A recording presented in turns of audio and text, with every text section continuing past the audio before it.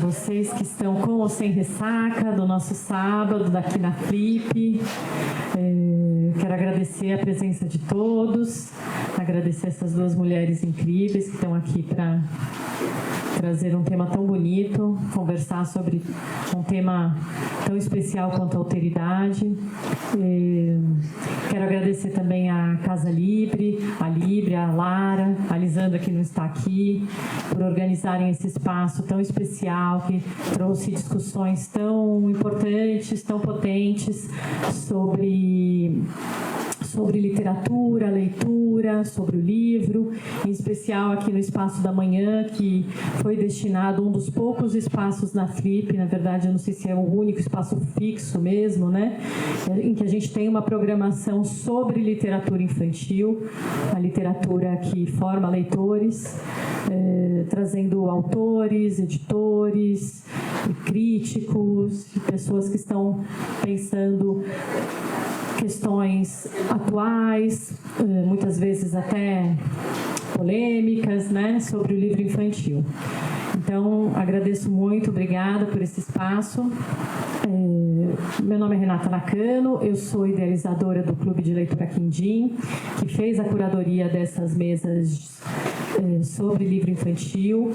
E hoje, aqui no nosso último dia, a gente trouxe um tema, como eu falei, muito caro, que é a poética da alteridade, e trouxemos duas autoras muito interessantes para falar sobre esse tema, que tem uma vivência muito bonita, que é a Gabriela Romeu.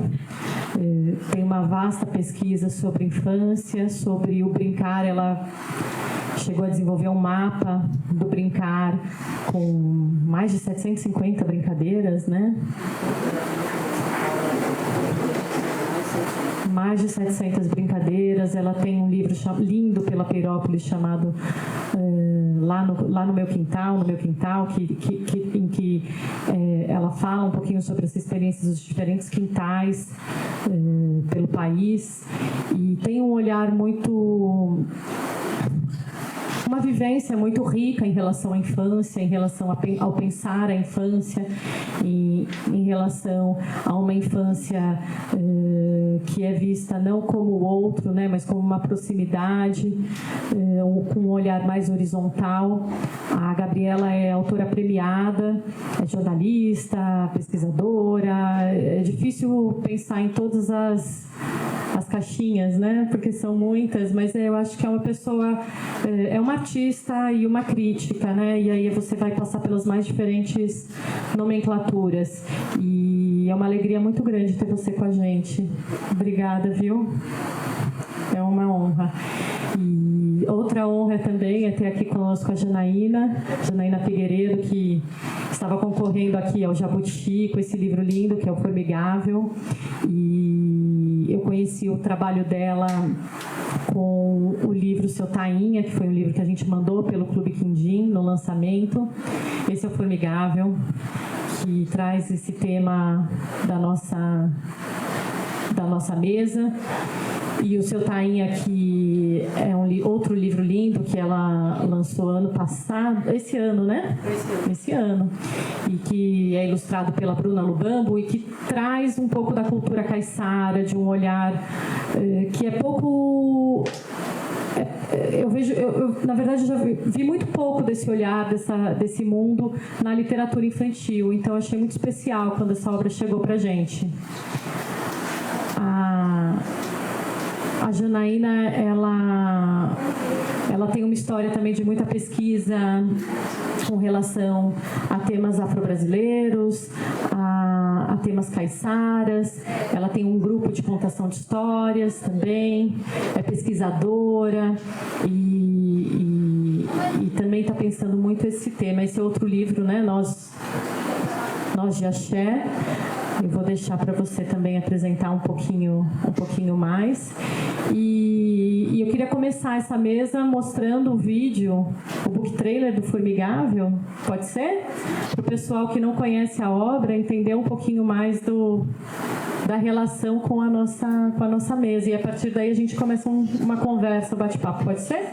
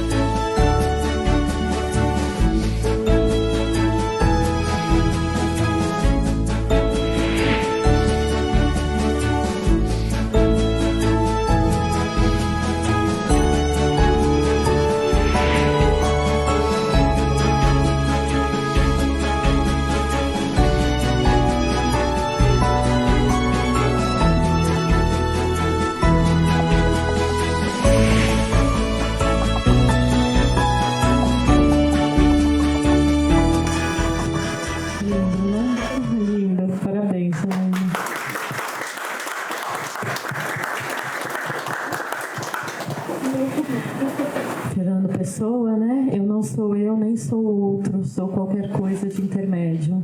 Né? Você conta um pouquinho para nós sobre esse livro, para a gente começar? Bom dia a todos, a todas e a todos, sejam muito bem-vindos. Queria fazer um agradecimento à Casa Livre, fazer um agradecimento especial à Renata, à Letria, né, por ter organizado essa mesa, dar um salve aqui para Gabriela, prazer enorme te conhecer, a Renata. Agradecer a vinda dos meus pais que estão aqui, que tiveram muita dificuldade em chegar, mas chegaram, são meus companheiros de vida, estão aqui dando essa força. Bom dia, né? Não sei se eu dei bom dia. Bom, quando essa mesa, o tema, né? Quando eu conversei e nós pensamos um pouco nessa mesa, fui ler o livro da Gabi, que eu ainda não tinha lido, né? E um dos temas que me impactou muito no tema da Gabriela foi esse tema da margem, né? E eu falei, puxa, que coincidência, que é um tema que vem me perseguindo há bastante tempo, né? E que tem me desassossegado, né, a tal ponto de eu ter escrito o livro Formigável, de certa forma, a margem, esse tema da margem, né, que está no livro da Gabi, a margem do tempo, a margem dos rios, a margem da infância, também se encontra no Formigável, né, o tema da margem entre o eu e o outro, uma margem que a narrativa vai mostrando que ela se subverte, né? Ela se dilui nessa relação do eu com o outro que está posto na narrativa do Formigável. Então, é um tema que vem me perseguindo, viu, Gabi, há bastante tempo. Eu escrevi o Formigável, não deu conta, tive que escrever um outro livro, que é o Seu Tainha, que também traz essa questão da margem. E aí eu acho que agora encontrei a paz. Porque na verdade é isso, né? A escrita é uma experiência de inquietação e desassossego permanente, né? E no meu caso, não sei para a Gabriela, mas no meu caso, esse desassossego é às vezes perturbador, né? Me tira o sono, acordo e fica povoando minha mente, às vezes até me sequestra, né, do meu cotidiano, eu fico distraída, meu marido fala, Jana, e eu estou distraída, sequestrada desse cotidiano, pensando, neste caso, no tema da margem, né? Então, eu acho que para nós escritores, esse exercício da escrita também é um encontro com a paz, né? Eu acho que a paz da alma, a gente acaba encontrando a paz da alma quando a gente escreve, né? Esse exercício da escrita.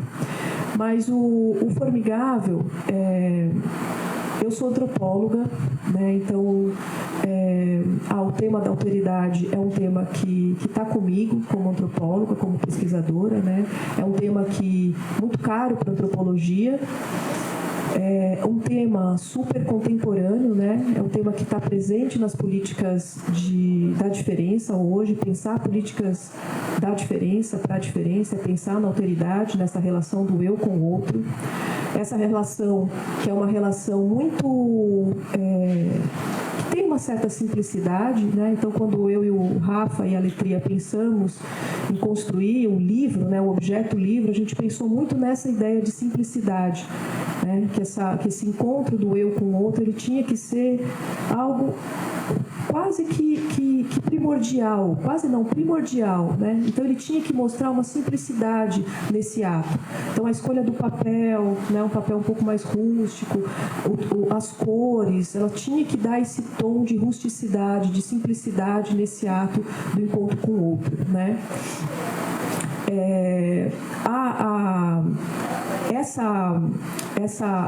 Essa narrativa também a gente pensou em fazer na parte de imagem esse jogo de perspectiva, né? Porque a relação do eu com o outro implica em mudanças de perspectiva, né? De deslocamentos o tempo inteiro, né? Então a gente se desloca, se coloca no lugar do outro.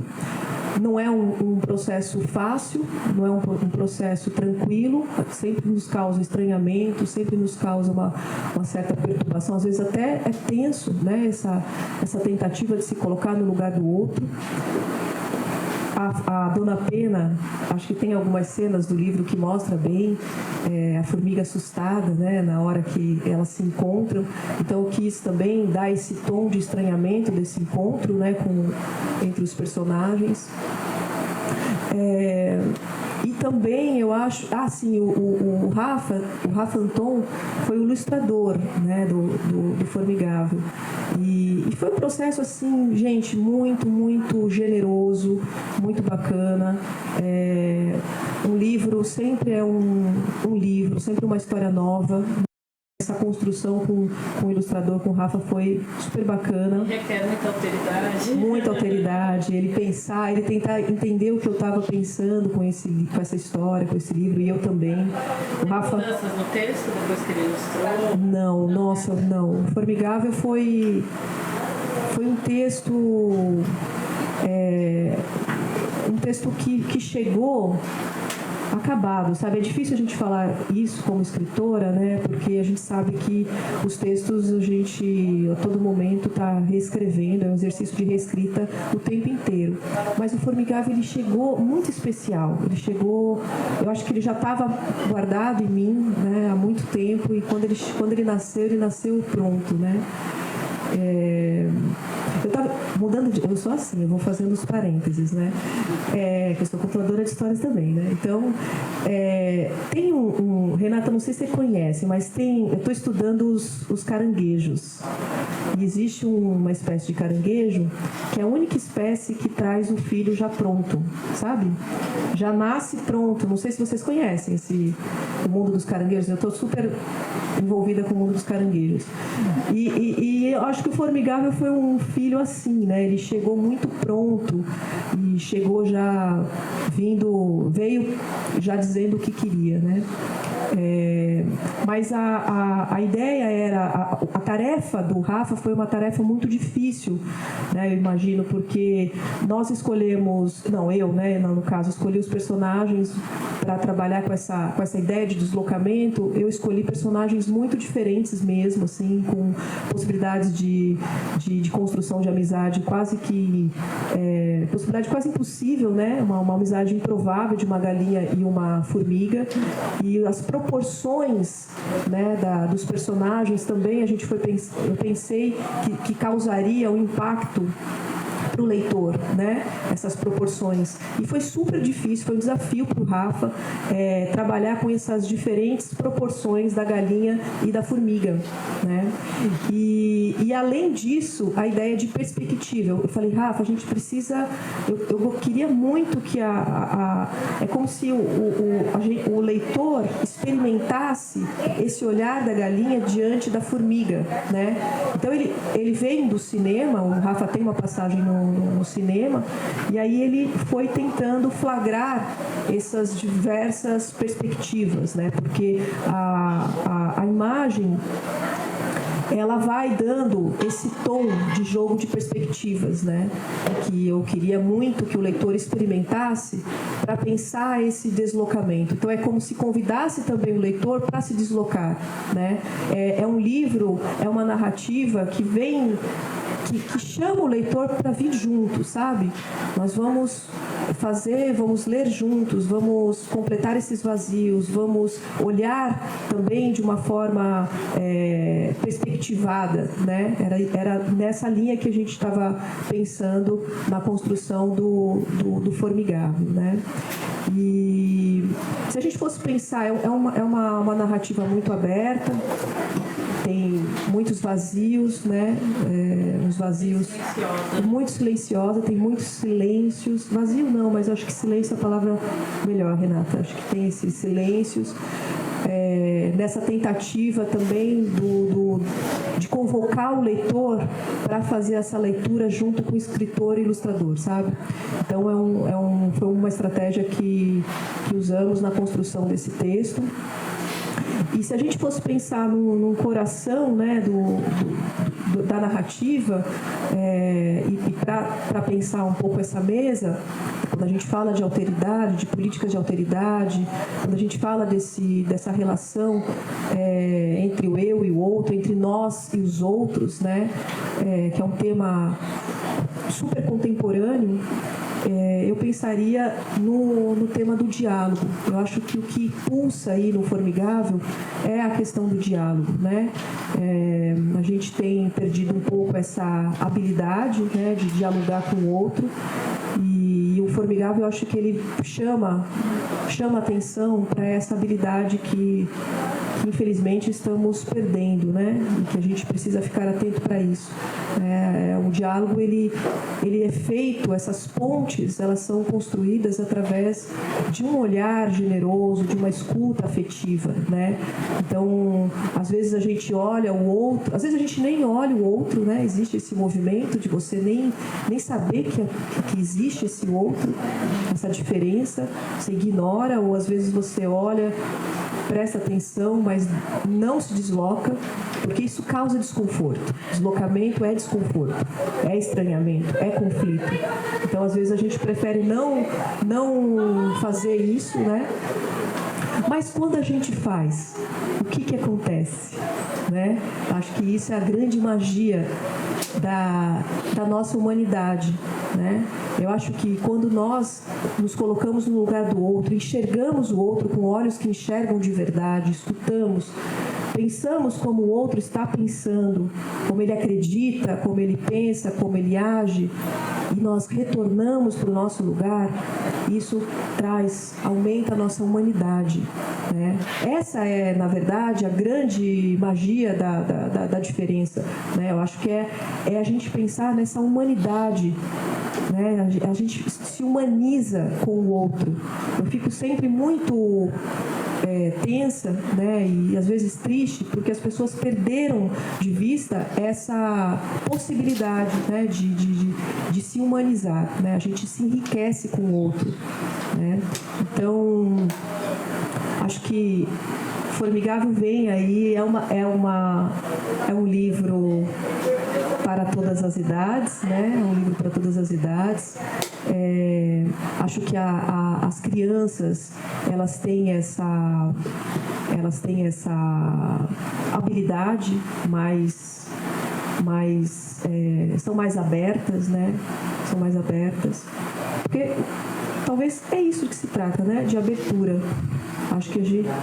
Sim. Esse é um gancho bom para a Gabriela, né? Sim. Dia para todas, para todos, para todos. Prazer estar aqui. Queria agradecer, Renata. Queria agradecer a oportunidade de estar aqui com a Janaína, né? Agradecer a Casa Livre por estar aqui junto, fazendo essa troca. E ouvindo a Janaína aqui, eu sou uma pessoa que gosta de ouvir. Eu gosto muito mais de escutar do que falar. Gosto de falar também, mas esse lugar do escutar, para mim, sempre foi mais confortável. E eu vou dizer por quê. Mas antes de dizer isso, eu queria dizer que eu estava te ouvindo aqui, Janaína, e somos paisagens, né? E a Janaína tem uma paisagem de horizonte, assim, né? Você tem uma paisagem de beirada de água, né? Para ficar num tema nosso aqui. E foi bonito te ouvir, assim. E esse lugar da escuta, né? Puxando algumas palavras, assim, pela fala da Janaína. Então, vou falar da escuta a partir do diálogo, né? Então, ela traz o diálogo, essa palavra é tão bonita, e eu vou para um lugar que é da minha infância, que é do meu quintal de menina, onde eu aprendi a escutar. Né? Porque o diálogo, né, é esse lugar em que a gente fala e a gente escuta, né? Tem o tempo da fala, tem o tempo da escuta.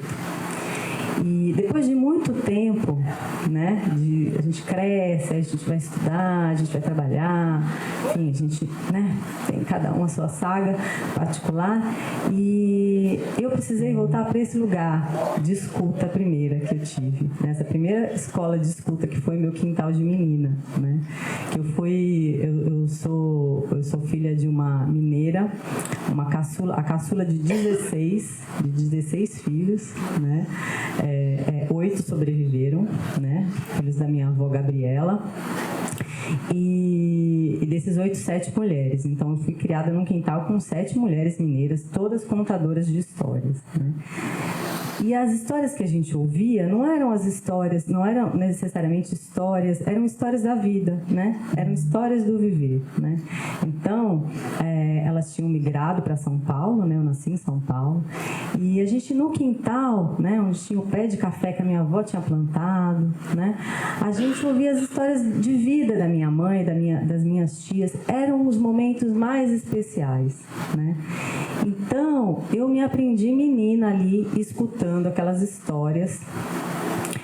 E eu brinco, né, que talvez tenha sido uma primeira experiência de sensibilidade etnográfica, Jana, ali naquele quintal, né?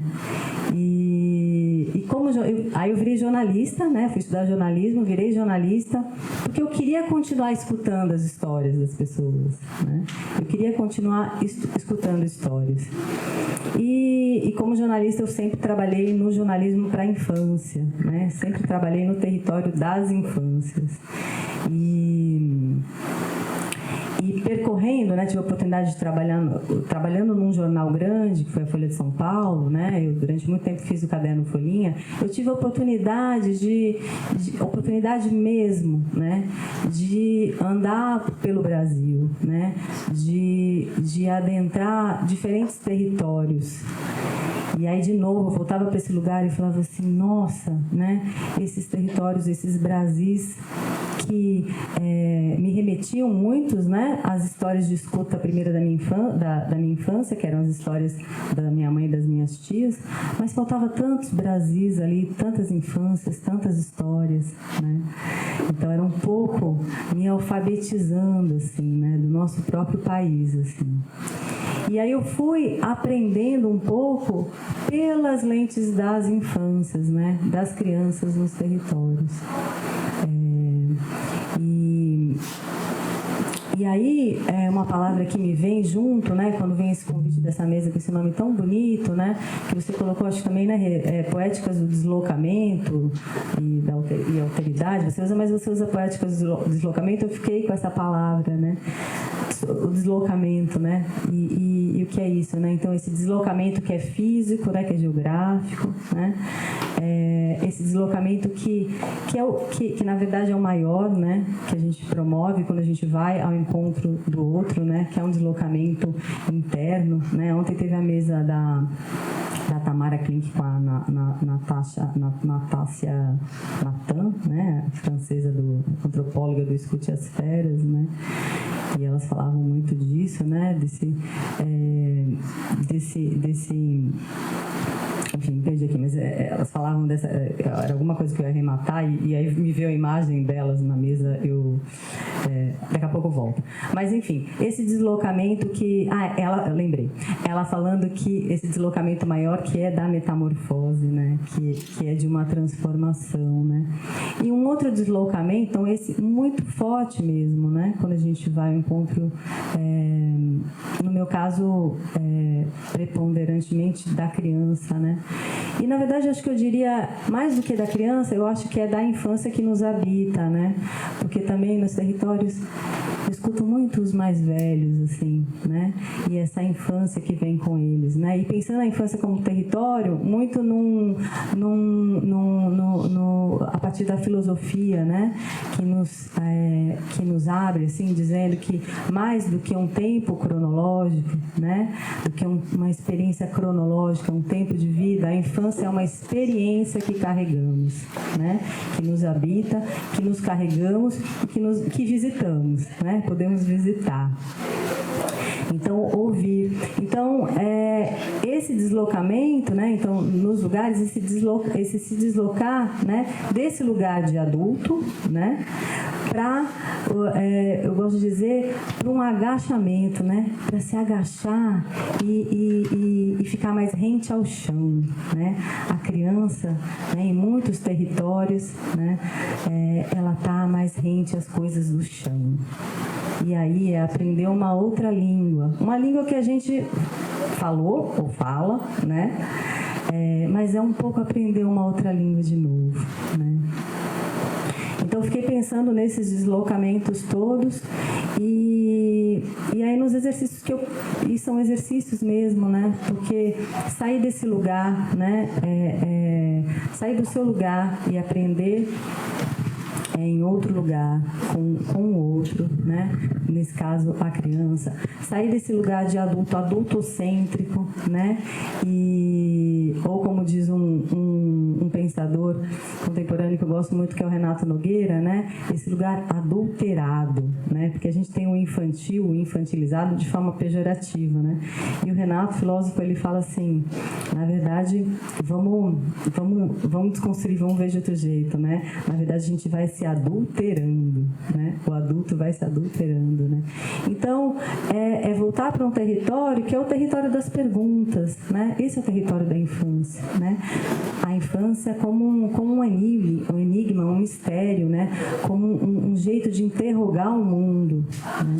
Então, é você desaprender muitas coisas, afirmar outras, porque esse território também te habita, né? E aprender uma nova língua.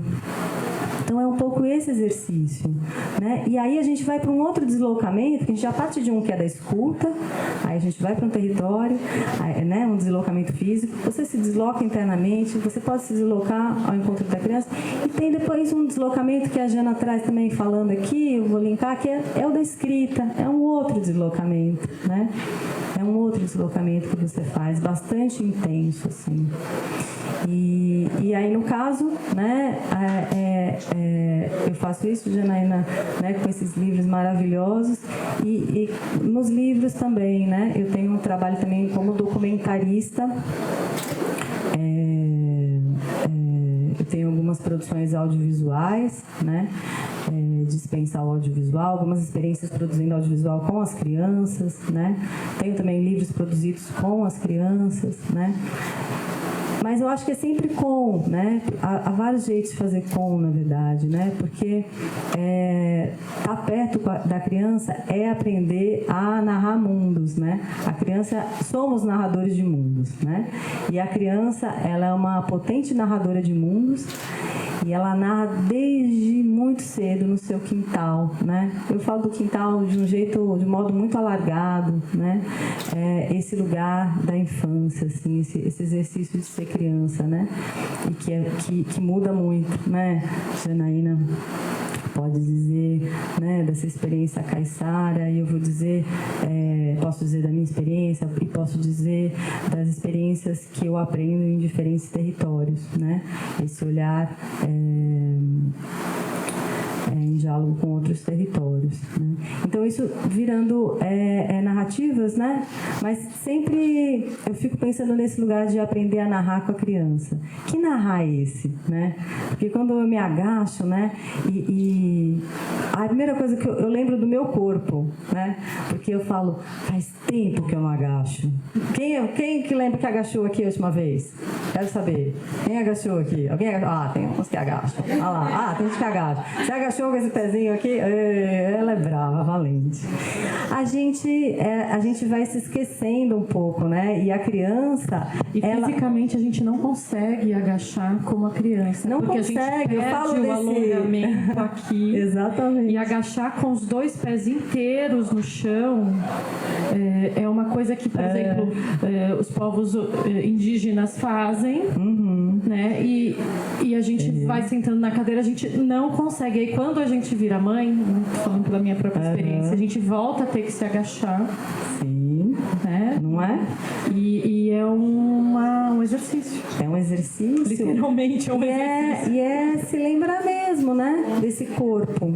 Então, você acorda. Assim como é correr, né? A gente com as crianças em campo, então vamos correr com as crianças, né? Fazer os percursos a partir do convite delas, né?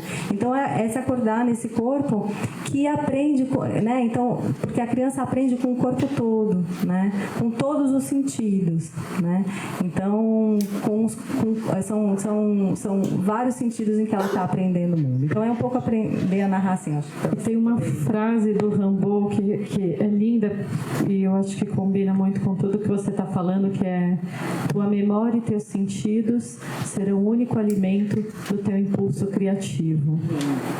Né? Então você tem a infância com esse olhar menos condicionado, que alocou o mundo em menos caixinhas, né? Mais aberto, e você tem esse exercício do olhar adulto para né, de buscar nas suas memórias da infância já recortadas, né, e de um encontro com uma infância atual que é muito diferente daquela que você viveu, né? E aí tem relação com essa horizontalidade, né, que é tão necessária para esse encontro.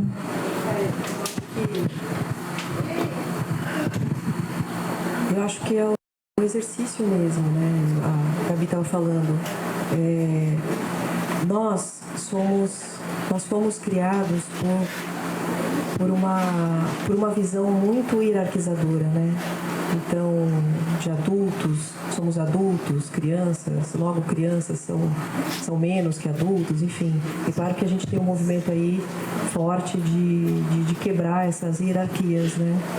Mas eu acho que é esse exercício também, né? De você... Eu gostei muito da Gabi falando da oralidade, né? A Gabi, ela traz com muita força a potência, né, da oralidade, dessas narrativas cotidianas, orais, dos avós, dos tios, né? E que me parece, perdendo um pouco a força, né? Porque eu acho que é nesse momento das narrativas orais, as narrativas orais abrem um espaço em que essas memórias de infância, em que esse adulto, ele através das suas memórias de infância, que ele conta, né? Ali tem um espaço de encontro, né? Um espaço generoso de encontro, né? do adulto que um dia foi criança, que também sabe das histórias da avó, que um dia foi criança, do bisavô, né? Então, quando aquele momento em que a narrativa está posta ali, em que eu falo, em que eu conto as minhas histórias para os filhos, para os vizinhos, para as crianças, eu acho que ali se abre um espaço de horizontalidade, né? Então, por isso que eu gosto muito, da Gabi também, né? A gente levantar essa bandeira, né? Das narrativas orais estarem presentes, e aí eu estou passando pelo universo caiçara, pelo universo das tradições afro-brasileiras, né? Que essa oralidade, ela é memória, gente. Narrativas orais são memórias, né? E às vezes a gente dá pouca importância no mundo de hoje, né? Em que a gente está tomado por tal chamado pensamento, como é que fala? Acelerado, né? O pensamento acelerado. Vocês já perceberam? Uma vez eu fui uma escola me convidou para conversar com as crianças. Isso pós-pandemia, tá? E aí eles faziam as perguntas para mim e eles não tinham paciência de me escutar. Eu não conseguia terminar. Eles já... É um aceleramento que eu acho que, no caso, a literatura, daí tem um papel muito importante da literatura e das narrativas orais, né? Cadê essa avó? Cadê essa tia?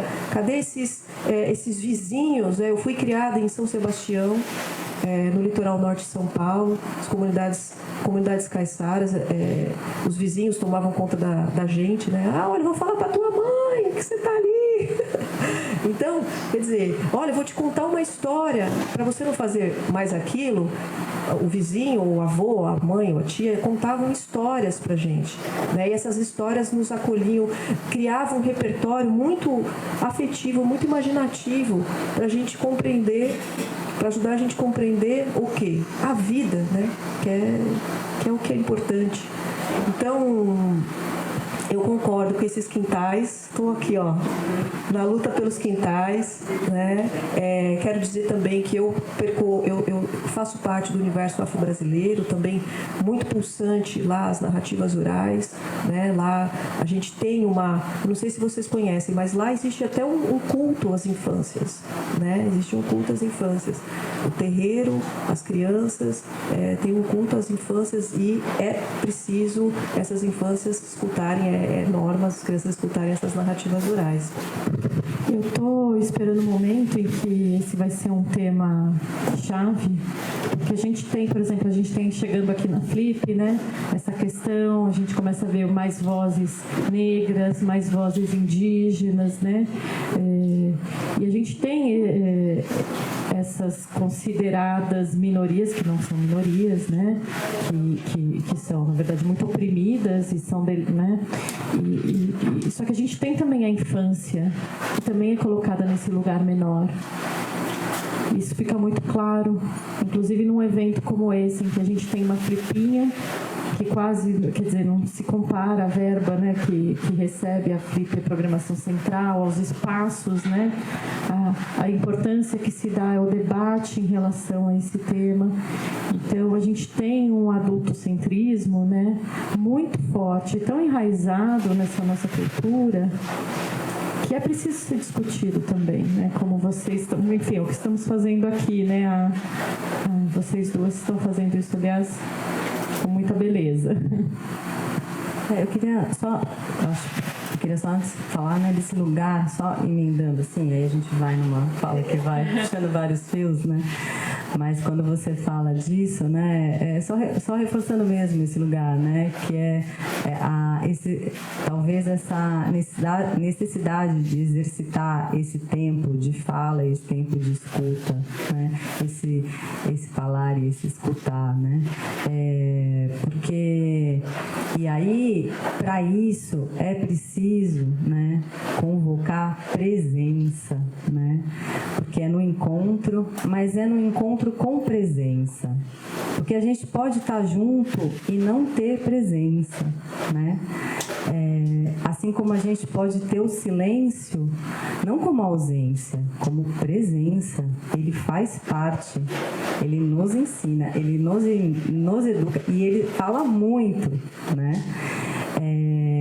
Então, eu vejo isso, né? Essa urgência da gente como sociedade, né? Então, eu como mulher branca, né, da cidade, vou falar desse lugar, né? Mas quero me sensibilizar e quero aprender e quero ouvir, quero alargar, né? E possibilitar pontes, né, entre universos, né? E que muitas pessoas façam isso, né? Que muitas vozes, e aí voltando, né, Rê? Que muitas vozes, né? É muito importante os territórios, né? Essas vozes dos próprios territórios, né? Como diz o Benjamin, né? Tem esse narrador da terra, né? Que fala a partir do seu lugar, né? Aí, no caso, eu seria uma narradora viajante, né? A marinheira, navegadora, né? Que navega. E tem o narrador da terra, né? E sim, eu acho que aí é sobretudo falar sobre encontro, né? Temos, assim, na nossa história grandes tragédias com os encontros, né? Grandes tragédias, sabemos, né? De toda a história da colonização, né? Mas é nesse lugar que a gente vai precisar falar, né? A partir do encontro, né? A partir de falas de diferentes lugares, né? Mas eu acredito na possibilidade da gente se encontrar, né? E ter presença, ter escuta. Eu acho que é nesse lugar que é o exercício, né? Quando hoje a gente está numa flip, né? E tem momentos que a gente precisa parar e escutar mesmo, né? Tem muitas pessoas há muito tempo sem esse espaço de fala, né? Ou na verdade, sem espaço não, acho que falando em diferentes lugares, né? Em outros lugares que talvez esses diferentes grupos antes não se ouviam tanto. Então, acho que é um pouco sobre isso, é um assunto vasto, não sei se você quer. Que esse encontro é necessário, né? E ele se faz urgente com a construção de diálogos, né? Diálogos mais generosos, mais afetivos. Acho que o Formigável, nesse caso aí, tem esse apelo, né? Da gente criar essa escuta, essa percepção. Tem um debate muito grande, né? Que eu acabei sendo influenciado, que é um debate existencialista, né? Porque na verdade o que se trata é isso, dessa existência humana, né? Da velha pergunta, o que somos, né? Para que viemos ao mundo. E eu acho que viemos ao mundo e estamos no mundo com o outro. Acho que esse é o ponto de partida e de chegada, né? Estamos no mundo com o outro. E como é que a gente constrói esse grande encontro, né? Que é um encontro generoso, humanizador, e é um encontro que constrói muitas humanidades. A gente tem que pensar que nós fazemos parte de muitas humanidades, né? E que elas devem interagir, né? Elas devem construir essas interações tão importantes para a nossa humanização. E aí, passando um pouquinho pelo que a Renata falou, Renata, acho que a gente tem aí desafios, né? Que é esse desafio realmente colonizador mesmo, né? Eu acho que infelizmente essa lógica da colonialidade, né, que nos atravessa e que às vezes a gente não percebe, mas ela se materializa, né, nesses espaços que alguns falam mais, outros falam menos, né, nessas hierarquizações que são construídas, né, do que é importante e o que não é importante. Então eu acho que no fundo é isso, né? É esse projeto colonizador que nos atravessa, que constrói esse mundo, né? Mas acho que a gente tá resistindo, viu? Eu não sei, eu acho que a gente tem aí uma resistência forte, esse espaço aqui. Olha quanta gente de manhã, né? Que lindo aqui, de manhã, na Flip, domingo, né? Pra gente discutir aí coletivamente. Eu não sei se a gente vai abrir. Eu gostaria de abrir aí para... Eu gostaria, antes de pedir, de convidar a Gabriela também a mostrar um pouquinho mais do livro, do lançamento dela, que eu acho que seria muito bacana conversar um pouquinho sobre ele também. Diário das Águas, que é o livro que eu lancei recentemente, eu digo que é um livro, posso dizer que é um livro sobre o encontro, né? E é um livro sobre o tempo, né? Sobre diferentes tempos, né? Entre eles o tempo do encontro também, né? Que tempo é esse do encontro para a gente poder ter uma escuta, a gente se ouvir, né? Ter tempo para todos falarem, ou quem deseja falar, né? E poder se escutar, né? É o tempo da natureza, né? Ele é um livro que fala do tempo, os ciclos da natureza, né? Em diálogo com as águas, né? Quando a natureza rege o nosso tempo, né? Também o tempo da criança, né? Que o tempo da criança no seu fazer mais genuíno, né? E eu acho que não é só da criança, seria da humanidade, né? Porque eu acho que brincar, e aí a gente pode entender isso de modo muito amplo, né? A gente pode brincar trabalhando, né? Amando, né? Tantos jeitos, né? Então, assim, brincar é esse tempo aiônico, né? Que também não é esse tempo do relógio, é um tempo suspenso, né? Então, é um livro, Janaína, que assim como você busca o silêncio, eu também busquei, né? Eu busquei eu digo que aprendendo com as infâncias, né, eu busco escrever a partir de algumas imagens que me atravessam, né. Então, uma imagem que para mim me atravessou para fazer esse livro é de uma criança, né, num casquinho, né, numa canoa, cruzando um rio em que você não vê a outra margem, né, cruzando a imensidão e o silêncio. Então, eu queria muito trazer essa experiência do silêncio,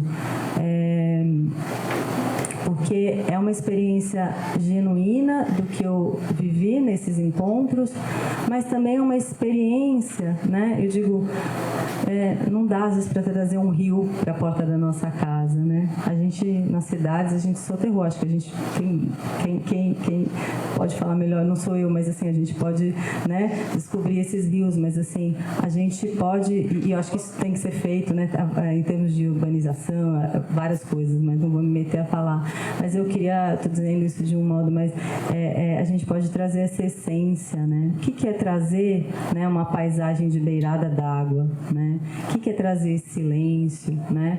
Para a experiência das infâncias, né? E aí, de novo, né? Eu acho que é um livro que não as pessoas perguntam, né? É para criança? É para adulto? A gente ouve essas perguntas, né? Uma vez eu ouvi uma poeta, perguntaram isso para um livro dela, aí ela falou assim, ela estava num lugar aberto, aí ela olhou para uma árvore e ela falou assim, e essa árvore? É para criança ou é para adulto? Né? Então, às vezes a gente precisa, né, colocar em umas caixinhas, mas assim, eu não sei para que são as árvores, né? São para todos, né? Então os livros, eles também podem ser fluídos de diferentes formas, né? Mas era para trazer essas paisagens de silêncio, né, que faltam muito para a gente, né? Para todas as pessoas, assim, né? Em muitos contextos. Talvez faltasse antes para mim, né? Eu buscasse, porque é isso, né? A gente escreve e cria a partir muito da onde a gente se desloca, né? Eu não sei muito como seria de outro jeito. Então, é um livro que buscou esses silêncios, né?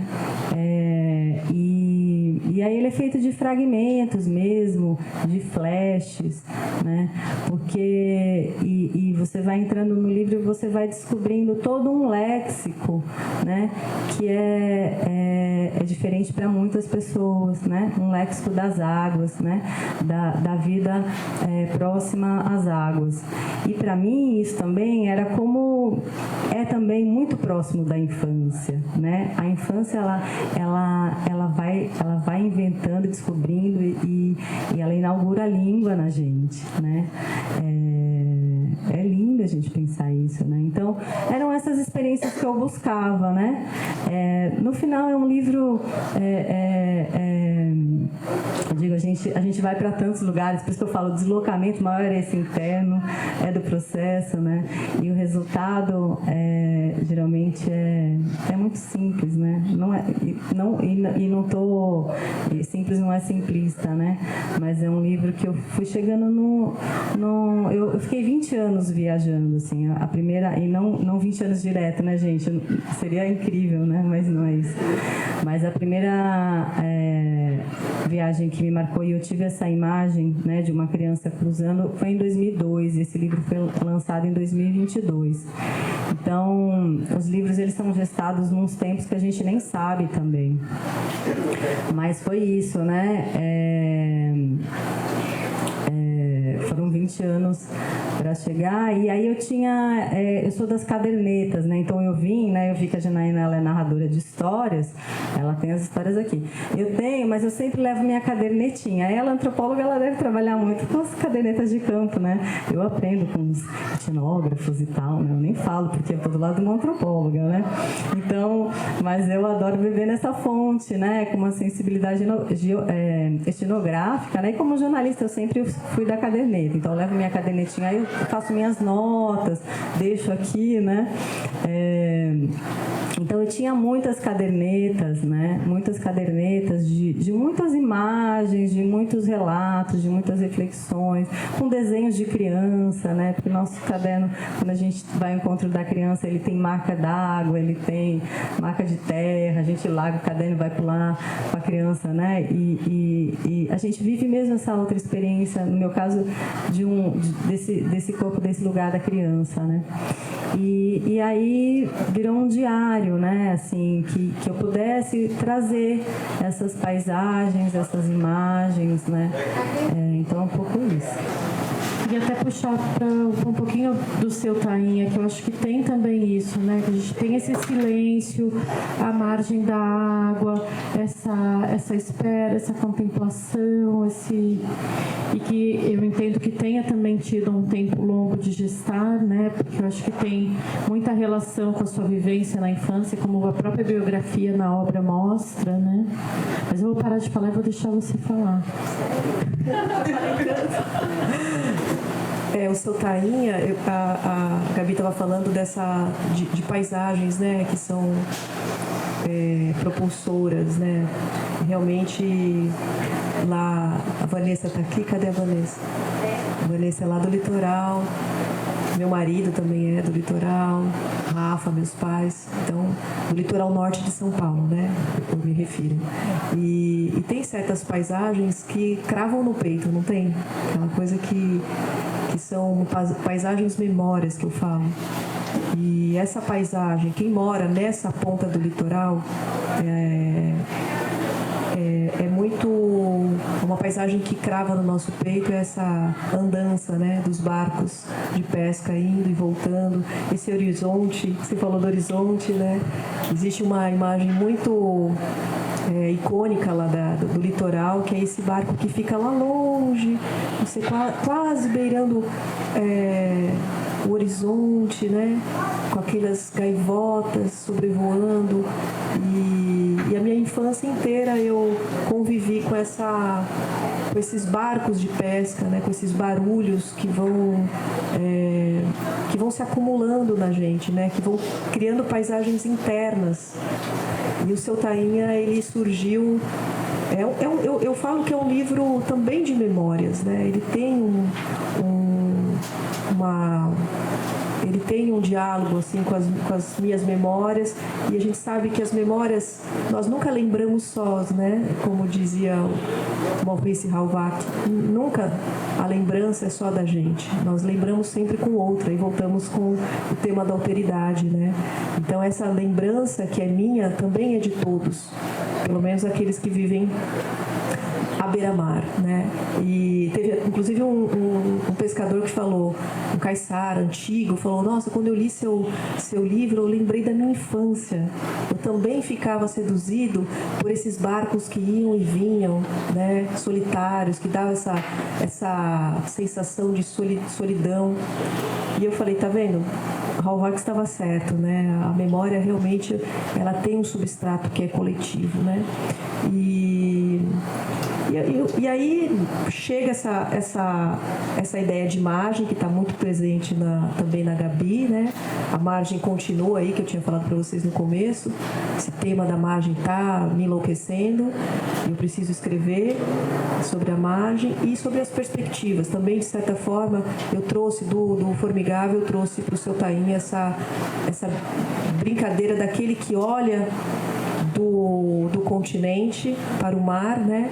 E daquele que olha do mar para o continente, né? São visões muito diferentes, são perspectivas muito diferentes, que na verdade são perspectivas, mudanças de perspectivas que falam, na verdade, desse mundo que a gente vive, né? Depende muito de que lugar você está falando, né? Então, o seu Tainha também traz essa janela, né? Essa janela, acho que deixa eu pensar aqui, e aí a gente tentou, enfim, trazer essa experiência maior para o leitor, né? Dessa faca especial aqui da janela, justamente para trazer essa mudança de perspectiva, né? esse deslocamento poético que uma janela pode nos dar, né? Quem nunca teve uma relação com janela? Todo mundo tem uma relação com a janela, né? Ou é a janela, ou é a janela nosso próprio olhar, né? E aí fica a poesia.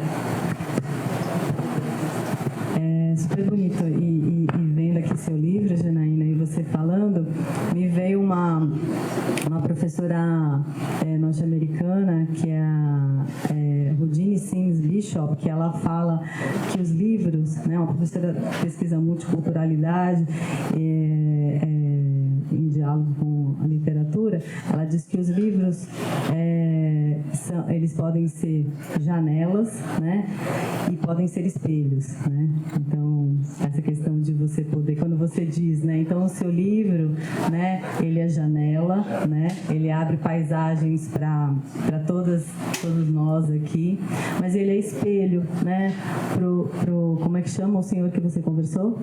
Ah, tá, um pescador, né, para esse pescador, né? Então, é muito bonito isso, né? Quando você falou, eu falei, que lindo.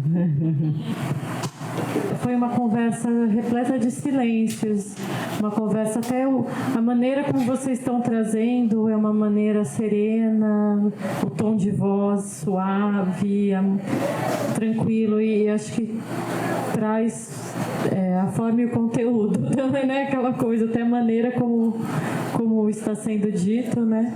E acho que ficou um pouquinho essa sensação entre todos nós que estamos aqui. Então eu vou encerrar, vou agradecer a vocês duas por trazerem tanta beleza aqui para essa sala. Eu acho que sairemos leves, flutuantes. Foi muito bonito, foi muito gostoso. Obrigada. Obrigada.